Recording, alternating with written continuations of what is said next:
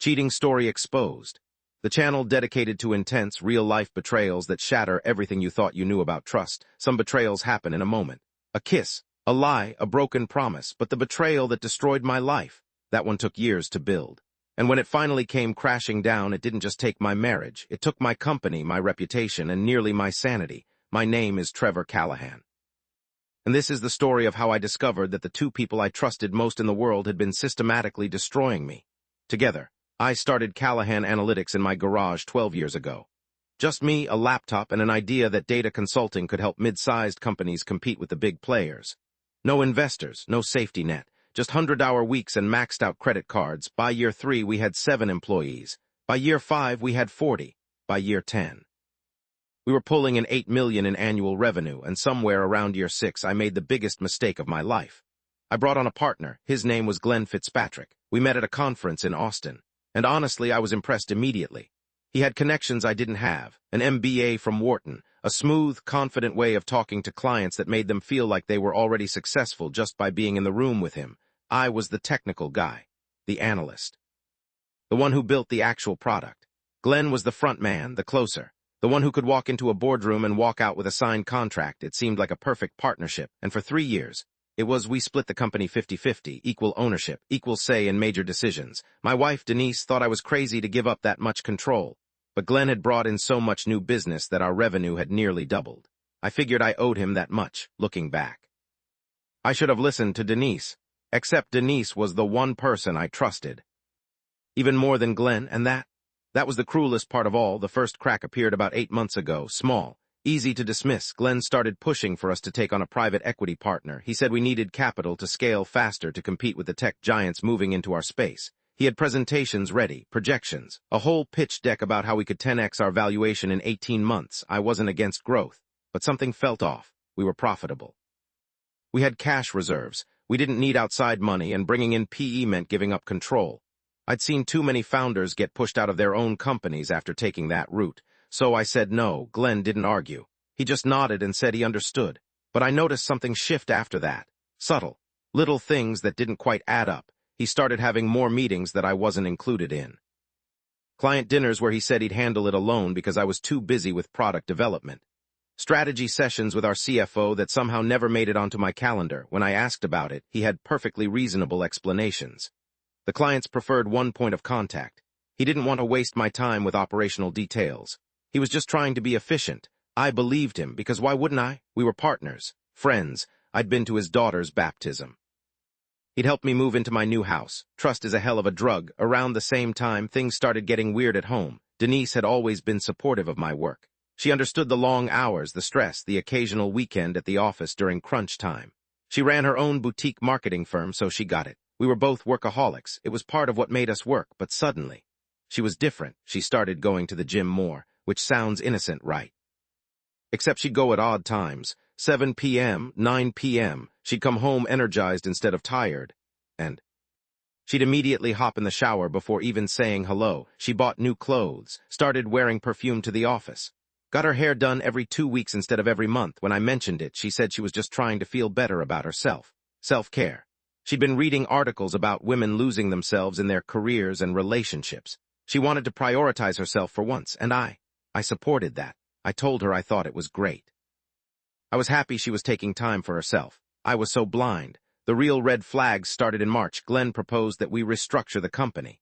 He wanted to bring in a COO to handle operations, which meant I'd move into a chief technology officer role, still a C-suite position, still important, but no longer involved in day-to-day business decisions. He framed it as a way to let me focus on what I was best at: innovation, product development, technical strategy. He said I'd be happier not having to deal with personnel issues and operational headaches. But what it really meant was that I'd be losing control. I pushed back. Hard. We had screaming matches in the office. Our management team could hear us through the walls. It got so bad that our CFO, Patricia Moore, actually pulled me aside and asked if everything was okay between Glenn and me. I told her it was just growing pains, partner disagreements, normal stuff. She gave me this look. Like she wanted to say something but couldn't. Like she knew something I didn't. I should have pressed her. I should have asked what she meant, but I didn't, because I still trusted Glenn to have the company's best interests at heart. In April, Denise told me she needed to travel more for work. A new client in Denver, another one in Seattle. She'd be gone too, sometimes 3 nights a week. I barely saw her, and when I did, she was distant, distracted. She'd be on her phone constantly, texting with this little smile on her face. When I asked who she was talking to, she'd say it was a client or her business partner, Lydia. We stopped having sex. When I tried to initiate, she'd say she was tired or stressed or had an early morning. We went from 3 times a week to once a month to nothing. I suggested couples therapy. She said she'd think about it, but she never followed up. And I was so buried in the battle with Glenn over the company restructuring that I didn't push it. I told myself we were just in a rough patch. Every marriage goes through them. We'd get through it, but deep down, I was starting to wonder if she was having an affair. I hated myself for even thinking it. Denise had never given me a reason not to trust her. She was loyal, honest, hardworking. The idea that she'd cheat on me felt absurd, but the signs were all there. In May, Glenn made his move. He called an emergency board meeting. We didn't technically have a board, just the 2 of us and Patricia, our CFO, who had a small equity stake. But Glenn insisted we needed to formalize our governance structure. He brought in his attorney, a guy named Lawrence Roth who specialized in corporate law, and Lawrence had drawn up new operating documents that would restructure the company's decision-making process. The proposal was that major decisions would require a 2/3 vote, which sounds democratic, except Glenn and Patricia would presumably vote together, and I'd be outvoted. It also included a clause that would allow for a partner buyout if one partner was deemed to be interfering with the operational efficiency of the company. I couldn't believe what I was hearing. This wasn't a restructure. This was a coup. I refused to sign. Glenn said I was being unreasonable, that I was letting ego get in the way of what was best for the company. Patricia sat there silently, avoiding eye contact with me. The meeting ended with nothing resolved. Glenn said we'd revisit it in 2 weeks. I left that office knowing that I was about to lose everything I'd built. That night, I did something I'm not proud of. I went through Denise's phone while she was in the shower. I know it was a violation of privacy, but I was desperate. I needed to know if my paranoia was justified or if I was just losing my mind from stress. Her texts with Lydia were normal. Work stuff, complaints about clients, nothing suspicious. But then I saw a contact labeled DG. Just initials, no name. I opened it. The messages were deleted, all of them, but I could see from her backup settings that she'd been texting this person constantly.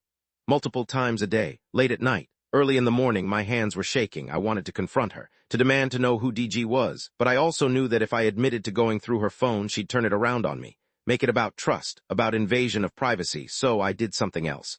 I set up her phone to back up to my iCloud account, without her knowing. I'm not proud of that either, but I needed the truth. Over the next 2 weeks, I watched my life crumble from 2 directions. At work, Glenn started holding meetings with key clients without me. He told them I was transitioning to a more technical role and that he'd be their primary point of contact going forward. He was systematically cutting me out of my own company. Patricia stopped responding to my emails. When I cornered her in the office, she said she was just following Glenn's lead on operational matters. She wouldn't look me in the eye. I contacted an attorney, a guy named Brian Hernandez who specialized in partnership disputes. I showed him our original operating agreement, the new documents Glenn wanted me to sign, and the pattern of behavior over the past few months. Brian's assessment was grim. Because we had a 50-50 split and no real governance structure, Glenn could effectively paralyze the company by refusing to cooperate. And if he had Patricia on his side, he could make my life hell until I agreed to sell my shares. Brian said my best option was to negotiate a buyout. Get as much as I could and walk away. I felt sick. This was my company, my idea, my 10 years of work, and I was being pushed out by someone I'd trusted. At home, things were even worse. The iCloud backup was showing me everything. Denise's texts with DG were extensive, flirty at first, then sexual, then planning meetups. Tonight, same hotel. I can't wait to see you. Last time was incredible. He's working late again. We have all evening. I sat in my car in the office parking lot reading these messages, feeling like I was going to throw up. My wife was cheating on me. There was no more doubt, no more hoping I was wrong, but I still didn't know who DG was. The messages never used a name, never gave any identifying details, and then I saw something that made my blood run cold. Denise had sent a photo to DG. A picture of a document, our company's financial statements. Confidential information that only partners and the CFO had access to. The message said, "Is this what you needed?" DG responded, "Perfect. This is the last piece. Once Trevor signs the new agreement, we're clear." I read that message 5 times, 10 times, trying to make it mean something other than what it obviously meant. My wife wasn't just cheating on me. She was helping someone sabotage my company, and suddenly, I knew exactly who DG was, David Glenn Fitzpatrick. He went by his middle name, Glenn, in business. But his legal first name was David. DG, my business partner, was sleeping with my wife, and together. They were destroying me. I sat in that car for 2 hours, maybe 3, I don't remember. Time stopped meaning anything. Everything made sense now. The restructuring, the client meetings without me, Patricia's silence. She probably knew. Maybe everyone knew except me. Glenn had been planning this for months, maybe longer. Get me out of the company, devalue my shares, force a buyout at a fraction of what they were actually worth. And Denise, she'd been feeding him information the whole time, financial data, my passwords, my schedule, so he'd know when to make his moves. I wanted to drive home and confront them both, but I knew that would be stupid. If I tipped my hand now, they'd cover their tracks, delete evidence, lawyer up. No, if I was going to fight back, I needed proof. Real, undeniable, court-admissible proof. So I called Brian at 9 p.m. and I told him everything. Brian brought in a forensic accountant and a private investigator. It cost me $15,000 I didn't really have. But within a week, they'd uncovered the whole scheme. Glenn had been siphoning money from the company for 18 months. Small amounts. Payments to shell consulting companies that didn't exist. Inflated expenses for client entertainment. He'd taken nearly $200,000. He'd also been talking to a private equity firm behind my back, not to raise capital for the company, but to buy me out. The plan was to restructure the company, devalue my shares through creative accounting, then have the PE firm acquire my stake for pennies on the dollar. Glenn would stay on as CEO with a massive payout, and Denise had been helping him the entire time. She'd accessed my laptop when I was asleep. Photographed documents from my home office. Even scheduled fake business trips that lined up with Glenn's travel so they could meet up. The investigator had hotel records, credit card statements, text messages recovered from phone backups. It was all there. They hadn't just betrayed me. They'd conspired to commit fraud, corporate theft, and possibly extortion depending on how the employment restructuring was framed. Ryan said we had enough to bury them both. Criminal charges, civil suits. The works, but he also said that going nuclear would be expensive, time-consuming, and emotionally devastating. He recommended we try to settle quietly, get what I was owed, and move on with my life. I told him no. I wanted them to face consequences. He said, Trevor, I understand, but you need to think about what you actually want here. Do you want justice, or do you want your life back? I didn't have an answer. I moved out that weekend. Didn't tell Denise where I was going. Just packed my essentials while she was at one of her client meetings and left. She called me 30 times that night. Left crying voicemail saying she didn't understand what was happening, that we needed to talk, that she loved me. I didn't respond. At the office, I walked into Glenn's office and put a folder on his desk. Inside was a copy of everything we'd found. The embezzlement, the PE deal, the hotel records. I said, you have 48 hours to resign from the company and sign over your shares to me for $1. If you don't, I'm filing criminal charges and a civil suit. And I'm sending all of this to every client we have. His face went white. He tried to bluster. Said I was making false accusations, that I couldn't prove anything. I just turned and walked out. 36 hours later, Glenn's attorney called Brian. They wanted to negotiate. Glenn would resign. He'd transfer his shares. But he wanted a severance package and a non-disclosure agreement. He didn't want his reputation destroyed. I laughed when Brian told me that. This man had tried to steal my company, slept with my wife, and committed fraud. And he was worried about his reputation. Brian negotiated hard. We agreed to a severance of $50,000. Which was less than a quarter of what Glenn had stolen, and the NDA would only protect him from us publicly disclosing the affair.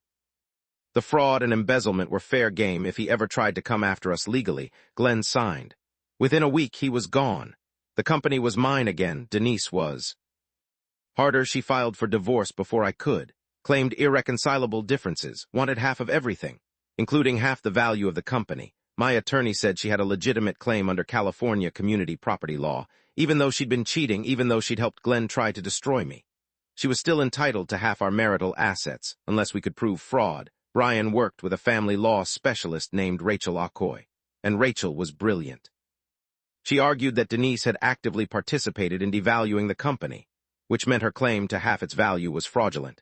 She'd helped create the loss she was now trying to benefit from. We also had evidence that Denise had been funneling money from our joint accounts to Glenn.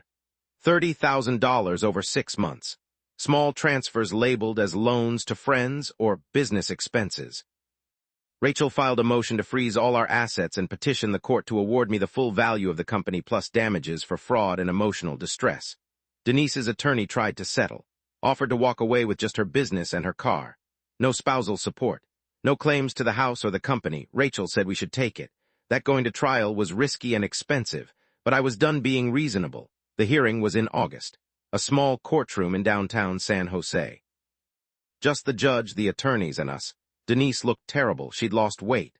Her eyes were red like she'd been crying for days. Part of me felt bad for her. Part of me wanted her to suffer. Rachel presented our case. The timeline of the affair, the evidence of collusion, the financial fraud. The judge listened stone-faced, taking notes.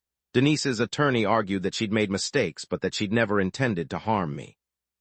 That she'd fallen in love with Glenn and made poor decisions, but that didn't constitute fraud. Rachel shredded that argument. Showed the photographs of company. Documents, the text messages coordinating information transfers, the evidence of cash payments. The judge took 20 minutes to deliberate. Then he ruled Denise would get nothing from the company. She'd keep her business and her personal assets, but she'd owe me restitution for the money she'd transferred to Glenn. Plus $50,000 in damages for fraud. She'd also have to pay her own legal fees. She started crying. Her attorney put a hand on her shoulder, but I felt nothing, no satisfaction. No relief, just emptiness. But I'd lost so much more. It's been 4 months since the divorce was finalized. Glenn moved to Arizona. I heard he's working for a mid-sized consulting firm. He'll never run his own company again. Not after word got out about what he did. Denise shut down her marketing firm. Last I heard, she moved back to Portland to live with her sister. We haven't spoken since the courtroom. Patricia resigned a week after Glenn left. Said she couldn't work for me knowing she'd enabled what happened. I appreciated the honesty. I hired a new CFO who's been great. The company is doing well, better than well actually. Without Glenn's embezzlement and risky expansion plans, we're more profitable than ever. I hired a COO, but on my terms, someone I vetted carefully, someone who earns trust instead of demanding it. I sold the house. Too many memories. I'm renting a condo near the office now. Smaller, simpler, it suits me.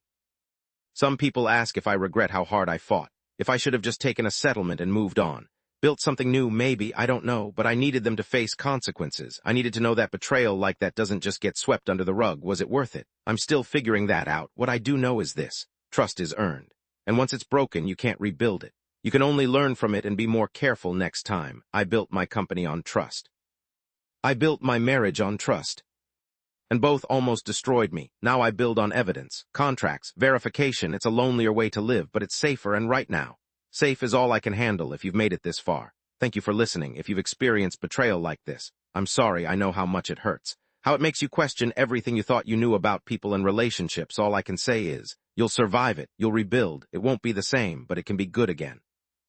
Just be careful who you trust with the keys to your life, because some people will use them to lock you out of everything you've built.